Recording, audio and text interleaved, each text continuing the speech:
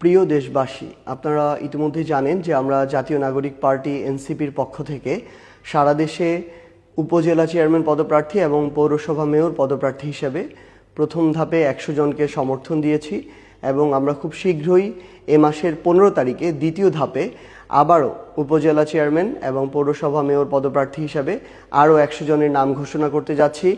সারা দেশে আমাদের যারা নেতাকর্মী রয়েছেন, শুভাকাঙ্ক্ষী রয়েছেন, যারা আমাদের সাথে আগামী রাজনীতির পথে হাঁটতে চান, যারা আপনারা উপজেলা চেয়ারম্যান এবং পৌরসভা মেয়র হিসেবে নির্বাচন করতে আগ্রহী, আপনারা অতি দ্রুত আমাদের জেলার যারা আহ্বায়ক সদস্য সচিব হিসেবে দায়িত্ব পালন করছেন, বিভাগীয় সাংগঠনিক সম্পাদক রয়েছেন কিংবা স্থানীয় সরকার নির্বাচন পরিচালনা কমিটির দায়িত্ব পালন করছেন, আপনারা তাদের সাথে যোগাযোগ করুন।